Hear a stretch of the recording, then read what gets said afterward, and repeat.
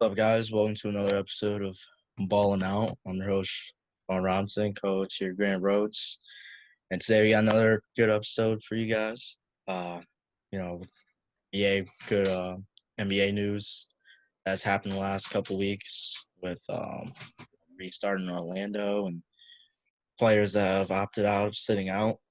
And then also we're gonna start on the Western Conference, breaking those teams down, continuing with the division breakdown.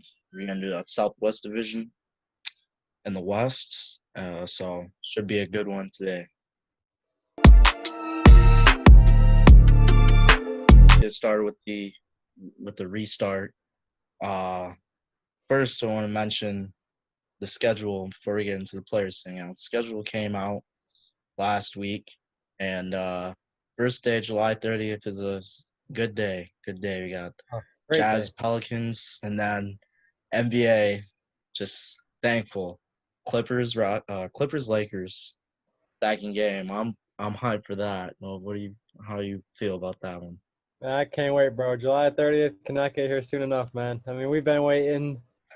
I've been waiting, forever. It really feels like I'm a little kid again, waiting for the candy store to open. It's such a good feeling, like knowing the NBA is coming back, and especially we got some great matchups, starting opening day. So it's gonna be awesome. Yeah, fun filled day. Each game's gonna be nationally televised basically, and it's gonna be a little different without the fans, but it's still gonna be fun. I'm still gonna like it. Still gonna enjoy watching the game. I've missed it. It's been like 3 months since I've seen Absolutely. basketball, so that'll be fun. Um, so I don't know if you saw the regular season games. There's 8 regular season games, for each team for the playoffs, and get those last two, I guess, in the West and the East. The last two spots figured out, the 7 and 8 seed. I want to start with the East first because Brooklyn Nets recently, we already knew they wouldn't have Kevin Durant. We already knew they wouldn't have Kyrie Irving. But now they don't have either Spencer Dinwiddie. They might not have Spencer Dinwiddie, and they don't have DeAndre Jordan. Both those guys tested positive for the coronavirus this past week. Do you see them falling out of the playoffs? Could the Wizards jump into that 8 seed? I mean, I absolutely could. I mean, the Nets basically. I mean, when you take away those guys, that's basically the team right there. I mean, Yeah. you look at it, and they got some okay players, but I mean, with it being only playoff teams in contention, really, uh, I mean, it's going to be a tough shot for them, really having no true leader, or, nobody really there to step up for them. So I can see them falling out, but I think it depends on if the Wizards have, who they have as well. I'm not sure if Bradley Beal said he's 100% in. I know John Wall is 100, like he's out. He will not be able to play, but it does definitely be interesting for sure seeing that Wizards team. Because I think they got a little bit more grit right now and maybe something more to prove than the Brooklyn Nets, since they don't really have anything going for them. It kind of seems like at the moment. I agree with you there. The Wizards could make some noise, I believe. They have one player sitting out, Davis Bertans, their 3-point shooter. That's about it. But other than that, I mean, they got guys, not really, a bunch of guys, but they got role players. We know about Bradley Beal and what he was doing before the season suspended. So he was going on a tear. So it would be pretty interesting to see, what they could do. Going back to the Nets, Spencer Dinwiddie was like the guy because they didn't really, Kyrie was out. We know Kevin Durant's been out for the whole season, so he was like the guy. And so now, with him testing positive and he might not be able to play, you never know what's going to happen. So that would be interesting to see. And that Magic team, it's currently in the 8 spot. I mean, they could move up.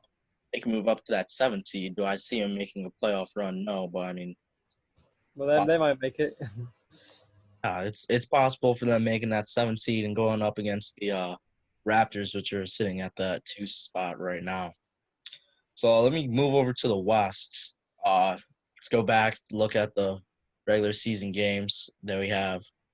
The easiest schedule is the New Orleans Pelicans. They have gotten the easiest schedule. Hmm. The NBA is really pushing for Zion Williamson to really make that playoffs in his first year. What do you think they can make that push?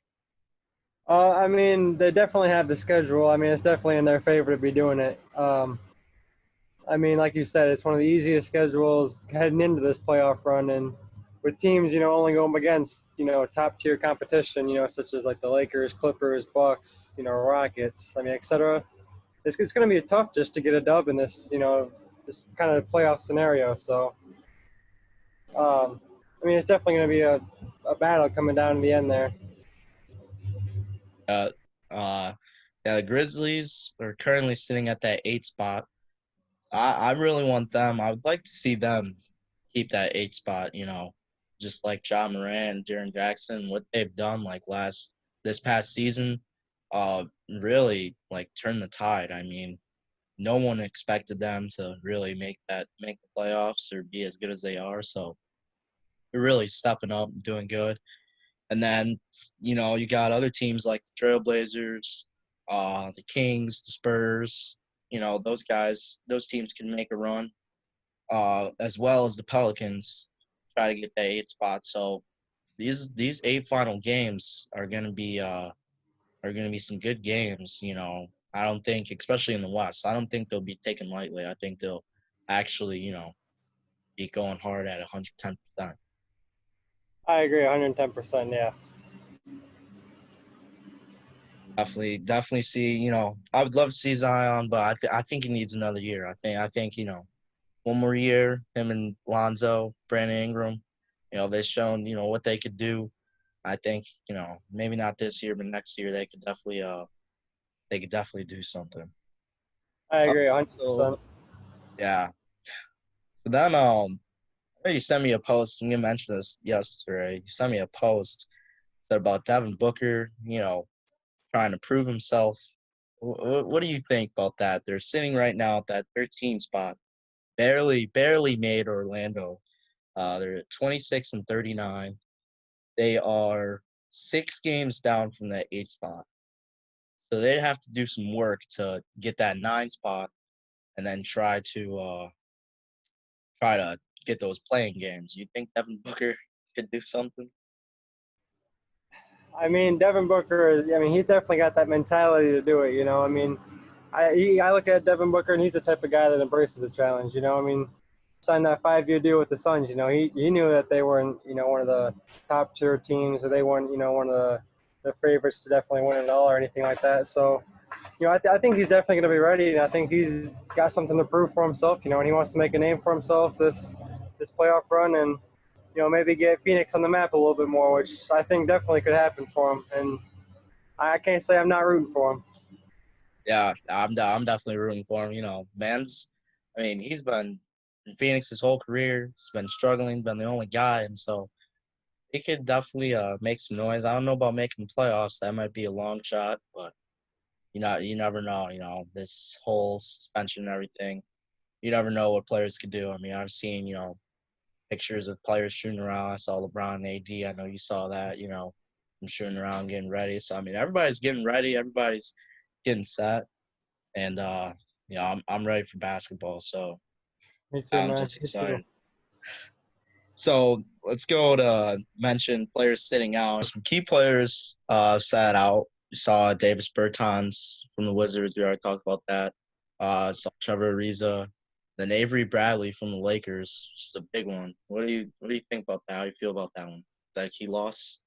I would say, yeah, that is a key loss for the Lakers. Not devastating. I don't think it's anything that's going to completely take them out of championship contention at all whatsoever.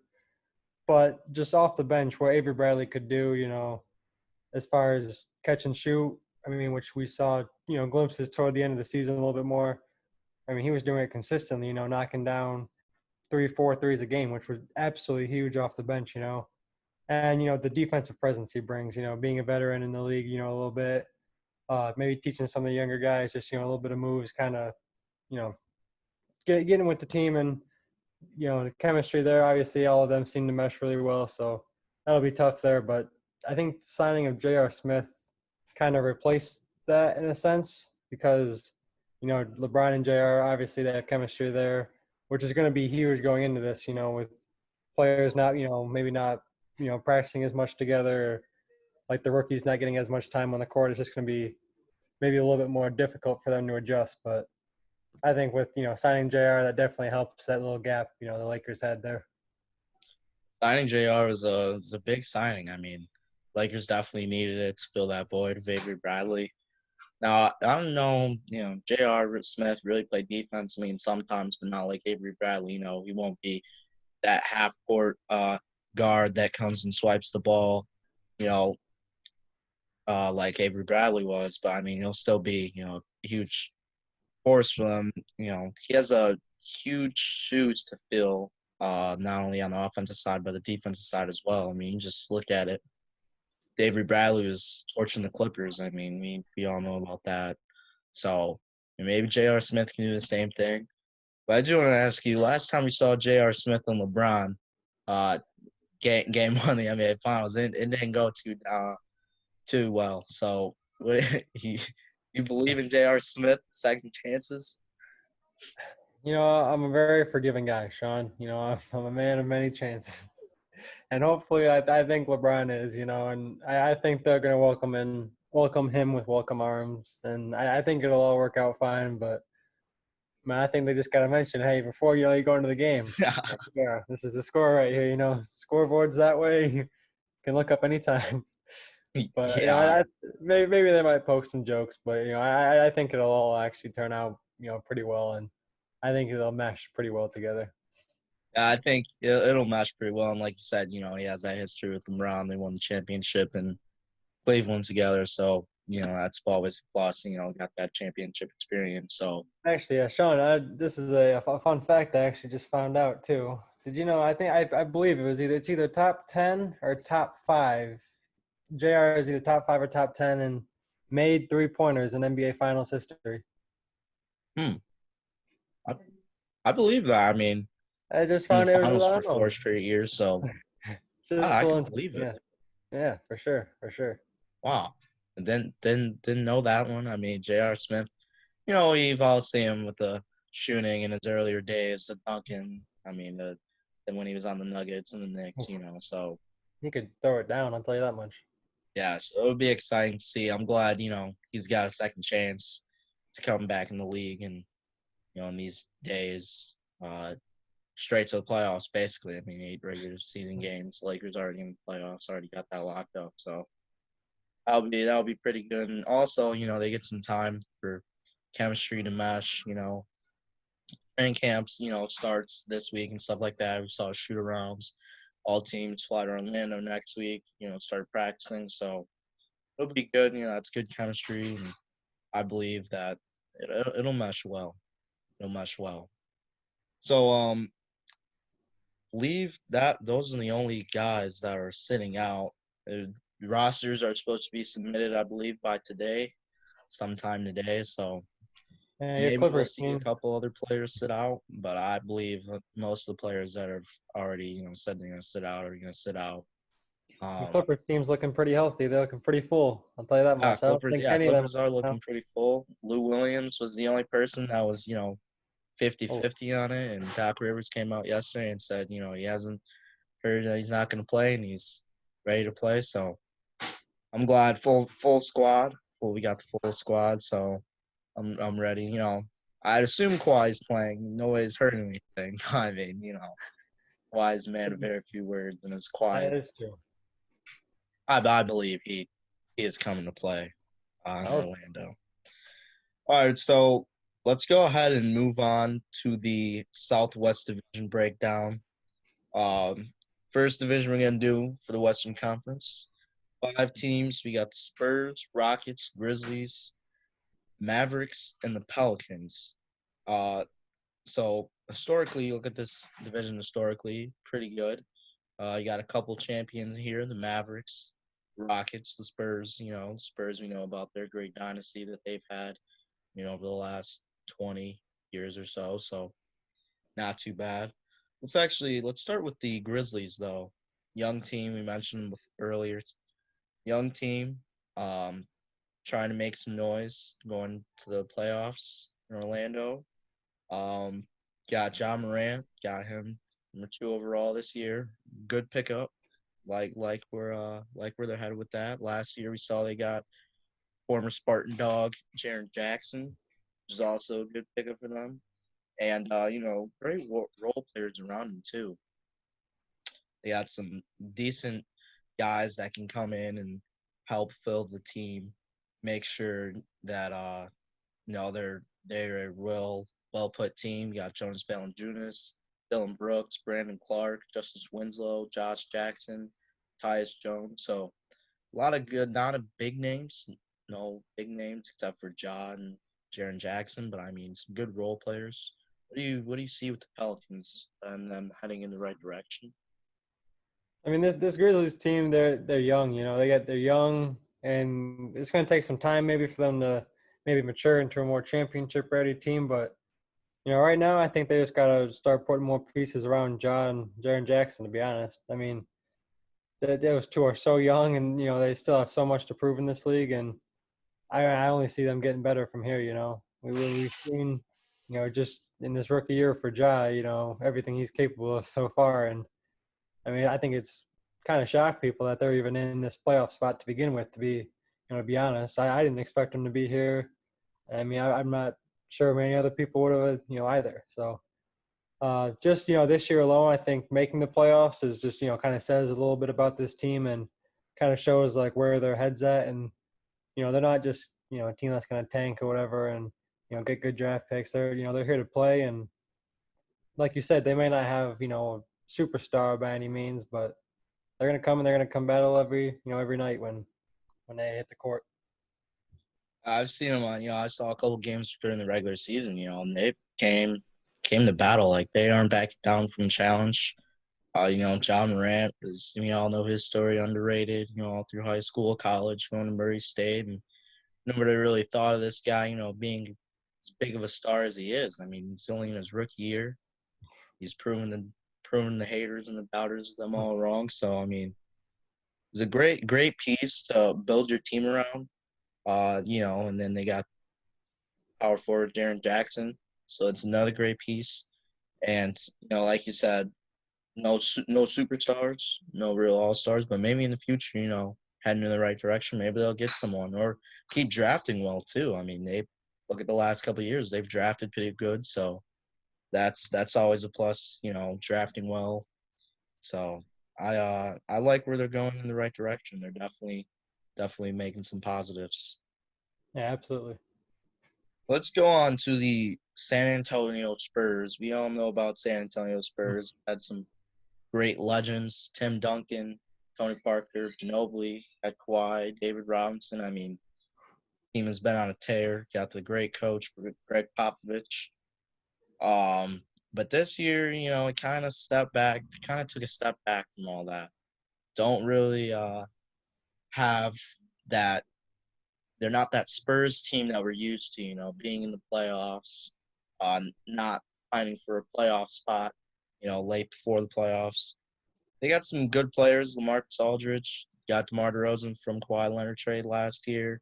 Dejounte Murray, Lonnie Walker, Derek White. But, a lot of people have said, LaMarcus Aldridge, DeMar DeRozan, maybe they're not fit for San Antonio.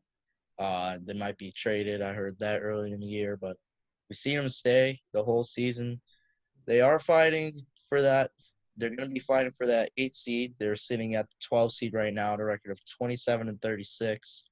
When you look at Spurs and Greg Popovich, you don't see a losing record really.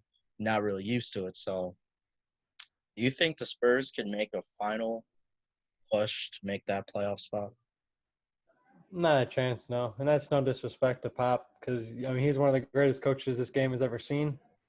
Um, but I mean, when you look at this lineup, that no one's you're not scared of anyone in this lineup. You're not. No one makes you lose sleep over it. DeMar DeRozan, he's a great player, but I mean when he's probably your best player on the team, I don't know. I personally I don't see them making it, especially being out in the West. I mean, there's just so much good talent out in the West right now, and I mean, it's going to be so competitive and it's going to be so tough to win ball games. And with Marcus Aldridge, I mean, he's also getting older up in age, and he's started with the Trailblazers and had a good career there, and kind of ended up on the Spurs, and yeah, he hasn't been producing zeros, but not producing at the rate that maybe the Spurs or some of the other people would have thought maybe he was capable of. So I don't know, I don't personally see this team really making it anywhere, and I mean I think the future may be a little dark for them if they don't turn around and maybe get a superstar, or you know hopefully they can keep Pop around a little bit longer, because I tell you he's one of Yeah, the best this game has ever seen. I'll tell you that much. yeah. They definitely need to keep Pop. I mean, before he retires, because he's a little bit older. It's probably come a little bit soon here. Hopefully not too soon. And I think this team they're gonna have. I agree with you. I don't think they're gonna make the playoffs, so I believe they're gonna have a good draft pick. I think they just need to draft well. They've been. We've seen the Spurs. They've been good at drafting, and trading draft picks and stuff like that. So I believe they just need to start there. Pop needs to just look at the draft, play these 8 games.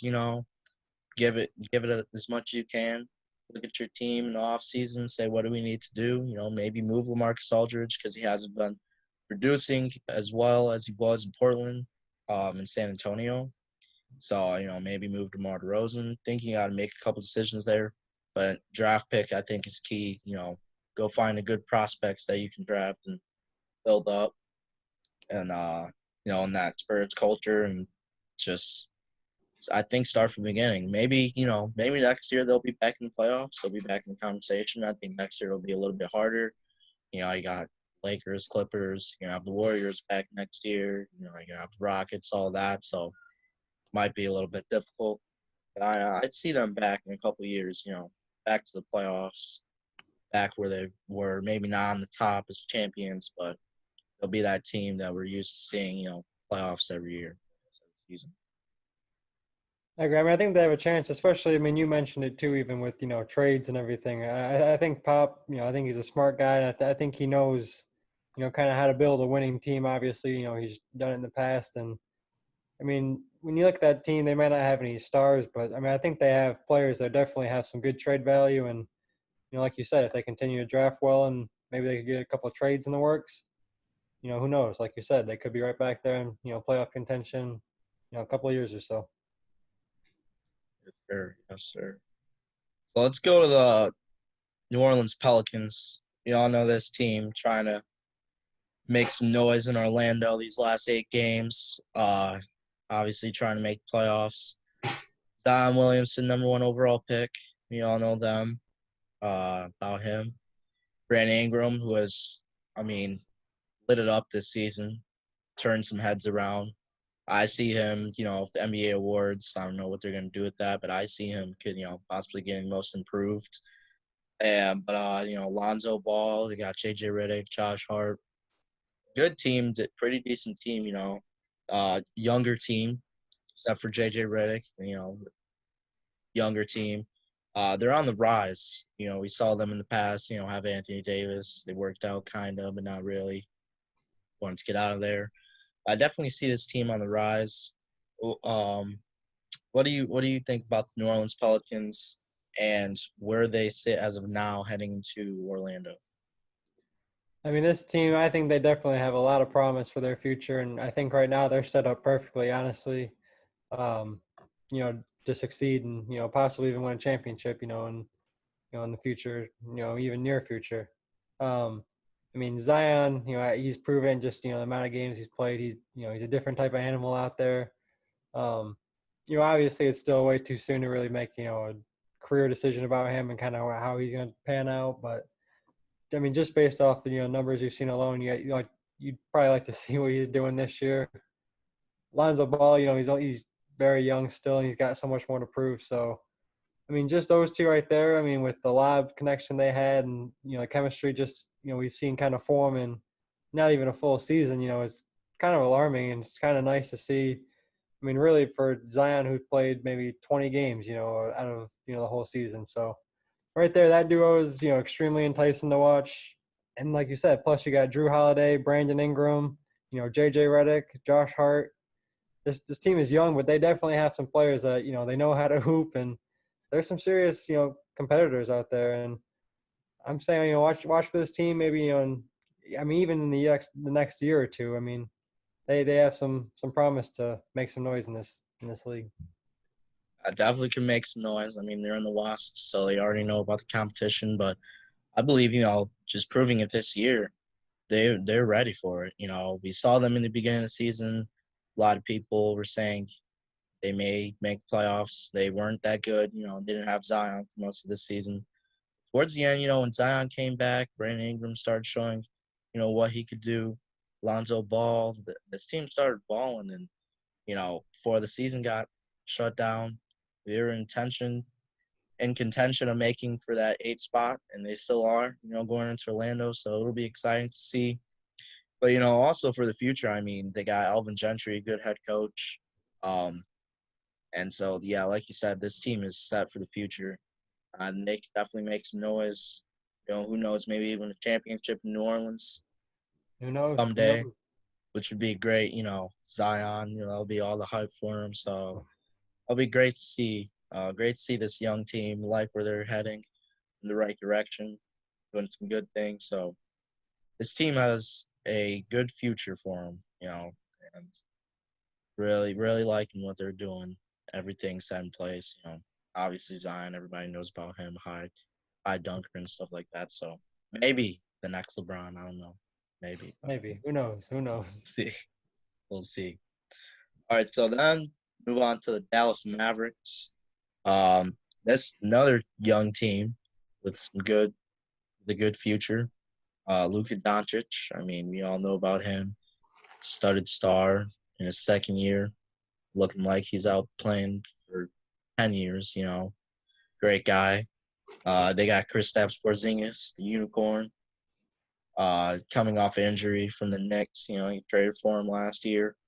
So this team has some promise. They got Seth Curry, some other Jalen Brunson, Boban, JJ Barea, Tim Hardaway Jr. So this team, I mean, is a young team again. Another young team that can make some noise. And like I said, putting the team around two guys, Luka Doncic and Kristaps Porzingis. What do you think about the Mavericks?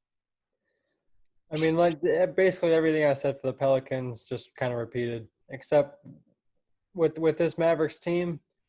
I mean, we all know how good Luka Doncic is already, and he's basically averaging a triple double just about in his second season in the NBA, which is, I mean, unheard of. It's absolutely phenomenal the things he's doing, you know.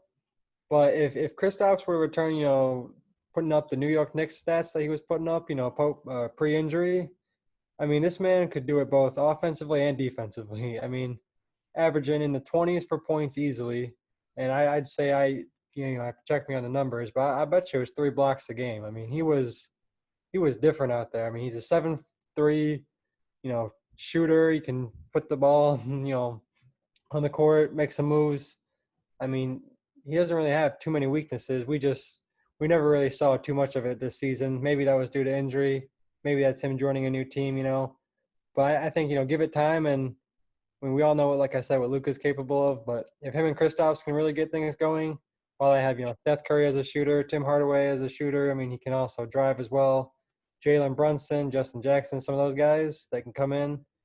And this team could be absolutely dangerous. Luka's only in his second year, so give him some more time to develop more leadership skills. And stats are only going to improve. This team definitely has got a bright future, and I mean, even can make some noise maybe in this playoffs.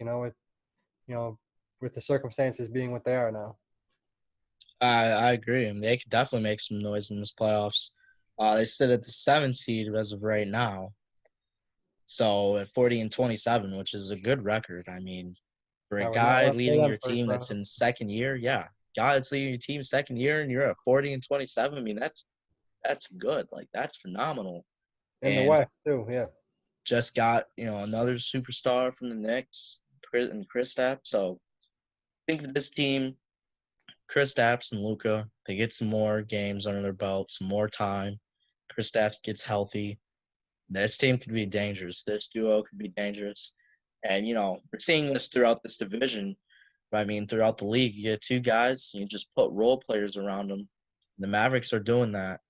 Good coach and Rick Carlisle. So Mavs could be, yeah, they're post Dirk, but hey, Luka and Kristaps could be the new duo, the new name for the Mavericks. And I'm excited to see what this team do. I'm a huge Luka fan. I mean, and it's just insane, like you said, putting up triple double numbers in second season. Just kind I of know. unheard of. So I'm excited to see what this Mavericks team can do and what the future holds for them. I mean, honestly, I believe. I mean, maybe record doesn't show it, but I believe they're the best team in this division. I mean, I think it's already theirs, and that says something. Because I don't think this division is necessarily weak by any means. Maybe it's a little bit younger, but this division is by no means weak or anything. It's got some very talented teams in it. Yeah, this division definitely has some talented teams, and I think I agree with you because the Rockets, get to that in a second. I'm not a huge fan of the Rockets, but I respect them and what they do in James Harden and stuff like that. But I like the Mavericks and I like where they're heading. Definitely in a couple of years, I think the young talent they have in Luka and Kristaps, they could definitely control this division. Maybe who knows? Maybe even the Western Conference soon enough. Let's go on. Like I mentioned, the Houston Rockets. We all know about James Harden. Recently acquired Russell Westbrook in the last offseason. So you got those two back after trading Chris Paul.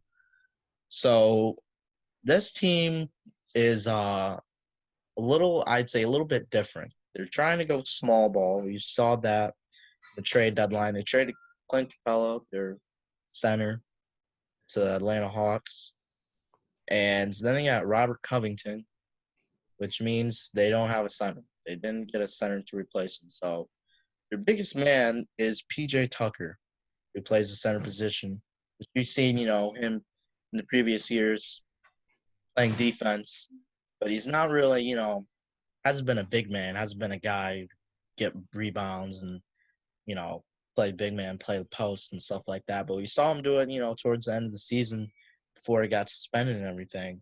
So I want to ask you, do you think this small ball thing, yeah, the Rockets are going to Orlando, you think this small ball thing will work in Orlando and maybe lead them far into the playoffs? I mean, I'm not saying that it won't work. I don't personally see it working.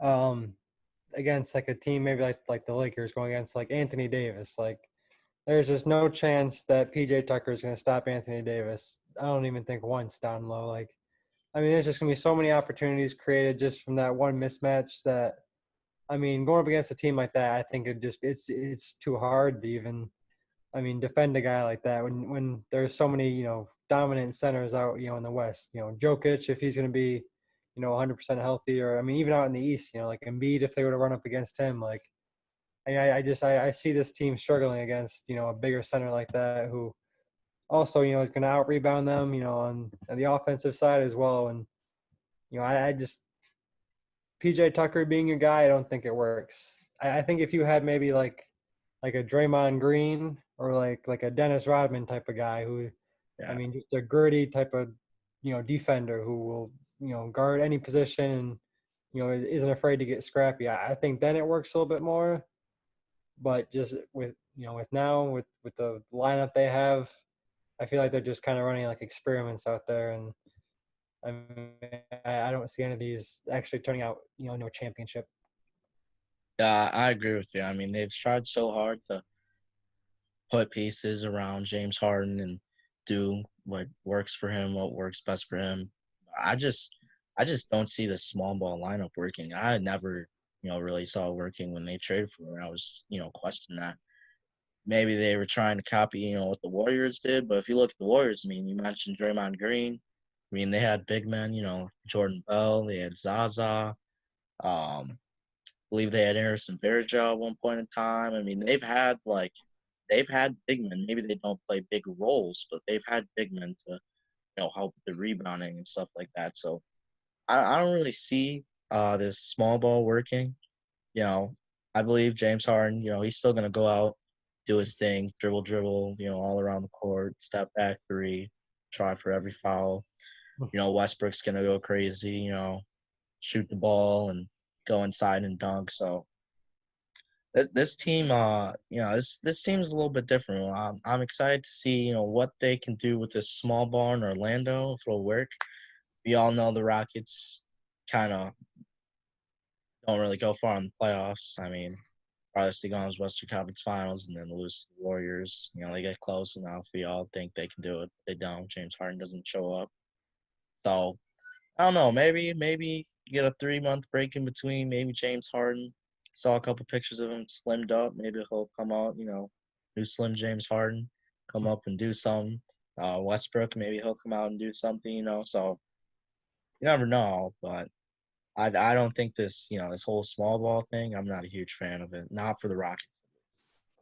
Yeah, like you said, I don't think they have the pieces to do it. I'm not opposed to running small ball lineup like in certain game situations. I mean, I think it works actually very well for like Russell Westbrook. For him to be able to drive down low when there's no big men to stop him there. That's basically a free bucket for him. I mean, he's insanely good at finishing at the hoop, and he's just so athletic. I mean, he can jump so much higher. He's a different type of animal down there. So running small ball lineups in certain situations, I don't have a problem with them. But I mean, if they don't have a big man, come NBA Finals time or come Western Conference Finals, I just see them struggling, and I don't see them being able to get past maybe some of that top tier talent, in the West, like we said. Yeah, easily going to be out rebounded. So you got Robert Covington, PJ Tucker, Westbrook grabbing rebounds. That's about it. They're obviously going to get out rebounded, but you mentioned Anthony Davis, Jokic, and they play teams with bigger guys and Even bigger Kristaps, centers. So if he's yeah, down there, Kristaps. Yeah, so it'll be difficult for him, but I think with this time, they've kind of tried to maybe work it out. Maybe they'll try to figure it out, in those 8 regular season games and training camp, practice, and stuff like that leading up to it. So you got a little bit of time, but not really, before the playoffs. They sit at the 6th spot right now, record 40-24. So, playoffs come. If they stay at that 6th spot, you're going to face the Nuggets, which, like we said, if Jokic is healthy and going to come back to the U.S., that's going to be a little bit of a problem. And the Nuggets also have Paul Millsap too, a little bit bigger guy. So that's going to be a little bit of a problem for the Rockets to try to stop. They got shooters like James Harden, Westbrook. He can show up and shoot sometimes. Eric Gordon, PJ Tucker. So I like how the way they try to spread the floor on the offense, but on the defensive side, it's going to be a little bit difficult. Yeah, I agree. You're taking it and you're losing it on one end. It's just an interesting lineup, and we'll see if it works for them. Yeah, we'll see. We'll see if it works. Maybe it will. Maybe it won't. Never know. These times, NBA, it's a little bit different. Only playing in a bubble, so that's gonna be excited. Yeah, absolutely. We are like a month away from basketball starting. Like I mentioned earlier, training camp and everything starts next week. Teams fly to Orlando. July 30th, we are set to start the NBA season. I can't wait. I know you can't wait. It's gonna be a blast. Cannot wait. Excitement. It's gonna be fun. It's gonna be a good one. Having the playoffs, I think, Western Conference Finals, East Conference Finals, like in September, usually when it's just football, you have football and the finals, so that'll be even more exciting. Yeah, it's gonna be a good time for sports. I'll tell you that much. Yes, sir. Yes, sir. Yeah, definitely a good time for sports. I mean, about time we got some sports. That's what I'm saying. We need them. We need them back. Yeah, we do need them. We need them back. So that is going to end our episode for today. I hope you enjoyed it. Thanks for tuning in. And we'll catch you guys next week.